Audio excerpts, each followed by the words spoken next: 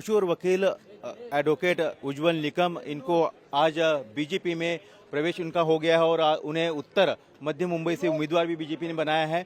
उज्जवल निकम इस वक्त हमारे साथ में है। निकम साहब, आपको हमने अदालत में तो देखा, अदालत कि यहाँ पर आपने बड़े बड़े मुकदमे, चाहे अजमल साहब का 26/11 का हमला हो या फिर मुंबई ब्लास्ट का मामला हो या फिर बहुत से मामले हैं ऐसे, सीरियल ब्लास्ट हो, वहाँ पर आपने कड़ी लड़ाई लड़ी और जीती भी।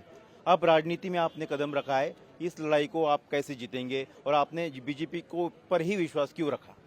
देखिए, राजनीति को जो होता है उसको मैं लड़ाई नहीं मानता हूँ। पहली बात तो ये है। चलो, ये लोकशाही है, हमारा डेमोक्रेसी, हर कोई व्यक्ति को एक फ्रीडम है और उस फ्रीडम के आधार पर कोई व्यक्ति किसी प्रकार का पक्ष चुनता है तो मैं इसे बिल्कुल लड़ाई नहीं मानता हूँ। डेमोक्रेसी पक्की करने के लिए ये मैंने इस चुनाव में उतरने का निश्चय किया है, क्योंकि हमारे पूरे विश्व में भारत की तरुणाई जो है वो सबसे बड़ी है।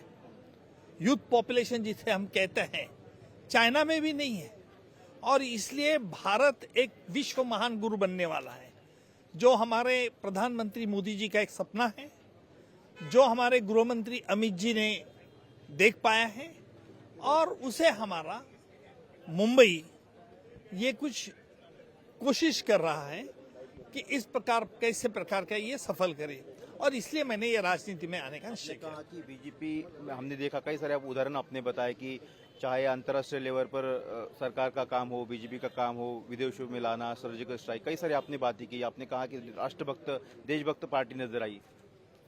हाँ, इसमें कोई संदेह नहीं है, क्योंकि पुलवामा का अटैक हो या उरी का हो, उसके बाद पूरे दुनिया को उनको इन एडवांस बता के भी हमने सर्जिकल स्ट्राइक किया था, और उसके बाद किसी भी दुनिया ने, कोई राष्ट्र ने ये नहीं कहा कि भारत ने वॉर शुरू किया।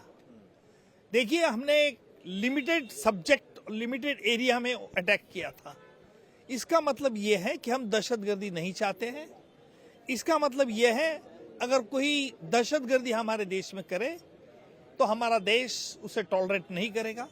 यही प्रधानमंत्री ने अपने सर्जिकल स्ट्राइक से करवा के बता दी है। आपने कहा यूक्रेन और रशिया दोनों से हम लोग जो टॉक कर रहे थे, ये मोदी जी का विश्व में भी गौरव बढ़ाया है। देखिए, मैं इसलिए कह रहा हूं कि राजनीति जो हम पहले देखते थे, एक को गिराना एक को जिताना, ये नहीं है। राजनीति पूरे विश्व में मोदी जी ने जो एक मिसाल के तौर पर एक खड़ा कर दिया है। रशिया से और यूक्रेन से भी अच्छे ताल्लुकात रख के, जिस पर अमेरिका का कोई एतराजी नहीं थी। आज भी रशिया से हम कुछ, हमारी डिफेंस मैन्युफैक्चरिंग इंस्ट्रूमेंट्स हम भी आज भी लेते हैं। यूक्रेन से भी हमारे अच्छे संबंध है, और फिर भी इसलिए दोनों देश में के युद्ध को हमने स्टे करवा दिया था।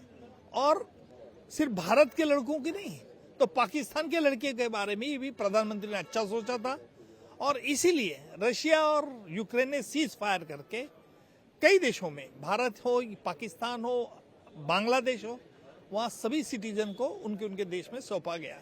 मैं मानता हूँ कि ये मोदी जी ने राजनीति जो अच्छी दुनिया के सामने दिखाई, एक सकारात्मकता जिसे हम कहेंगे, वो पॉजिटिव मैसेज पूरे वर्ल्ड में दिया। आप कानून के जानकार है, वकील है, एक प्रचार किया जा रहा है अपोजिशन की तरफ से कि संविधान को बदल दिया जाएगा, क्या कहना है? इसलिए 400 पार सीटें चाहिए। देखिए, मैं बिल्कुल ये बात नहीं मानता हूँ। ये गोबेल्स प्रोपेगेंडा है कि संविधान बदल जाएगा, क्योंकि सुप्रीम कोर्ट ने कई बार कहा है कि संविधान का ढांचा कोई बदल नहीं सकता है। अगर सुप्रीम कोर्ट ये हमारा फाइनल कोर्ट है, तो मानता कि कोई ऐसी पॉलिटिकल पार्टी ये नहीं करेगी। उसमें संशोधन जरूर होगा, उसमें कुछ अमेंडमेंट स्ट्रांग डेमोक्रेसी लिए कर सकते, लेकिन ढांचा नहीं बदल सकता है। जिस तरह से आपने कसाब को फांसी पर चढ़ावाया, जो मुंबई ब्लास्ट के आरोपी थे उनको फांसी देने में आपका योगदान रहा है, तो एक राष्ट्रभक्त, एक राष्ट्रवादी चेहरा आपका होगा इस चुनाव में। इसके अलावा क्या क्या मुद्दे और आपके? देखिए, अभी मैं सभी, पराग जी है, आशीष जी है, हमारे सावंत साहब है, ये सब मेरे से राजनीति में सीनियर है। मैं अभी राजनीति में आया हूँ, तो मैं इनसे सीखूंगा कि क्या एजेंडा हमारा चाहिए, क्या हम और हमारे नौजवानों को क्या मिसाल देना चाहते हैं, ये इनसे सीखूंगा, फिर आपसे बात करूंगा।